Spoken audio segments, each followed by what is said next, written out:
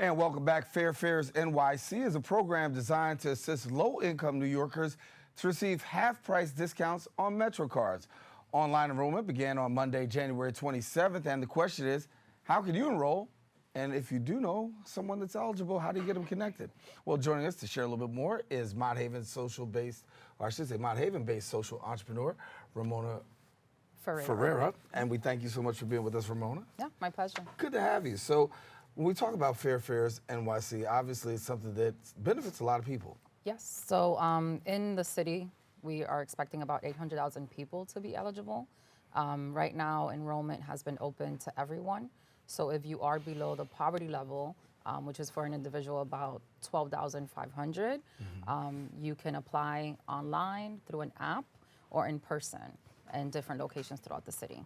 Good. And so Mott Haven is your special area? Yes. So I am based in Mott Haven. My family's at Mitchell Projects. So when I became involved in the Fight for Fair Transit, things like congestion pricing, the Fair Fares program, and then the bus turnaround plan that we're working on right now were all a priority to me because Mott Haven hasn't really been served fairly or justly throughout the history of New York. Feel things are getting better? So we were really optimistic under Andy Byford. He was a real passionate leader for the MTA. We're very disappointed that he's left. We are hoping that we're able to find someone as excited and as engaged as he was. But we're concerned by the ongoing, I would say, power struggle that occurs with any agency, both of which really affect Mott Haven would be NYCHA and the MTA. I work on both issues. And when you see a shared ownership between the city and the state, Governor Cuomo and the mayor just don't seem to see eye to eye. And then it's my neighbors and my family that ends up suffering because of that. All right. So if I'm in Mott Haven right now, how do I get connected? What do I do and what's my eligibility? So if you are below the poverty level, and if you're unsure, you can always find out by calling 311 would be the easiest. You could always Google Fair Fares New York and Writers Alliance. I am the Bronx lead for Writers Alliance. We have a monthly meeting. This month it's going to be on the 18th. It's at 6 p.m. and it's going to be at the Andrew Friedman home. So it's a membership meeting. We meet every month to discuss issues in transit facing people in the Bronx. I tend to make it very Mott Haven centric. So anyone that doesn't want Mott Haven to get everything should definitely come through and share with us their concerns, their challenges, and help us improve both the bus and the train. Yeah, well, Mott Haven is definitely raising its voice, right? Yeah. So when you talk about the Writers Alliance and you look at the work that's going on or even the challenges that are going on in Mott Haven, what do you identify as some of the primary challenges that you guys are dealing with when it comes to the MTA? So I would say Mott Haven is 50% below the poverty level. We continue to be the poorest congressional district. So access to transit, over policing is something that Writers Alliance has spoken out about and wishes to make some changes in because we find that it is communities of color that are usually targeted when fare evasion is being upheld.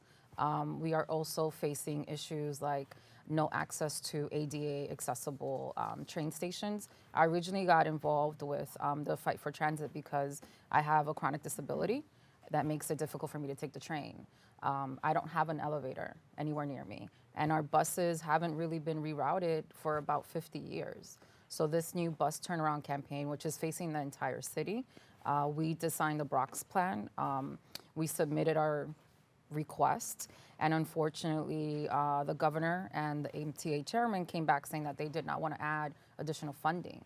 That's a big concern because when we talk to Bronxites, we don't hold 9 to 5s, right? So we need additional buses, we need different routes, we need our time of wait to actually shrink. We're waiting about 16 to 20 minutes for a bus in the Bronx, and that's just unnecessary, and it shouldn't be the condition that we're living under, right? So we don't have bus shelters like the rest of the city. We don't have countdown timers. I think the Bronx has really been forgotten, and I would add that when we were asking for additional investments, there were key leaders throughout the Bronx that really didn't support that ask, right? So when you have a community like Mott Haven, where people are struggling to get on the train, to get on the bus, where then you're being chased down and given a ticket.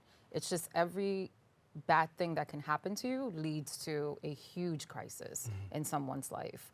So when we're doing outreach, we were out on 149th about a week ago, and I met a really impressive young man. He's been through the system a couple times, and he has young children, and he was telling me how for him, he has to decide, do I want to help my children financially, or do I take the train to go to my parole appointment? And if I miss my parole appointment, can I get to my education provider, right? So transit is really something that equalizes the playing field for people of color specifically in a way that nothing else does in a community. Very well noted. Talk to me about electric buses, right? We just heard recently that the MTA is announcing new electric buses, hoping to have a totally new fleet out by 2020. But the latest bus line is going in Harlem across M60. Yes. And so are you optimistic? And how do you feel about that? A lot of the people that we've spoken to in the Bronx do work and are affected by the M60.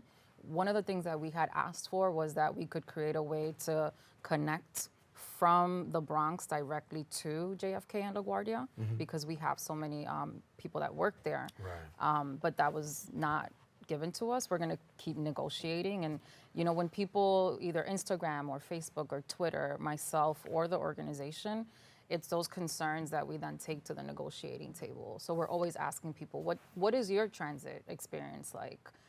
We had a book that was called Woes on the Bus. Not very sexy, but it was a bunch of people just complaining about their experience and really talking to the humanity of transit. That helped us gain 10 negotiation points with Andy Byford. So it's momentum like that that really supports us in building a more justice public transportation system. Optimistic now that with the new changes in the MTA that hopefully you'll be able to get more at the negotiating table? Concerned with Andy's departure, very concerned. I mean, he went to our holiday gala this past year. He was a friend to riders, and I think when he made decisions as much as he could, he honored what the riders needed, and he understood what riders needed because unlike a lot of our elected officials, he took the train every day, and he experienced the service every day. And I remember hearing stories from Andy actually being on the train and someone saying there's a delay, and him going up to the conductor and saying, what is the delay? And questioning it in a way that said, okay, well, let's fix that and let's troubleshoot that. And we just haven't had an MTA leader like that. So I'm hoping that personally, not the organization, but I'm hoping that the council legislation that was introduced out of Brooklyn to take control of the MTA passes. And then I'm going to beg Andy to come back. That's my plan. Well, Ramona, you keep us updated on that, okay? Yeah, keep definitely. up the great work. Thank you. Thanks for a lot. having me. All righty, now listen, if you want more information on the Riders Alliance, what you can do is visit their website at ridersny.org or on Facebook at ridersny. Don't go anywhere because when we come back, we're going to learn more information about home warranty. That's coming up when we return. Stay tuned.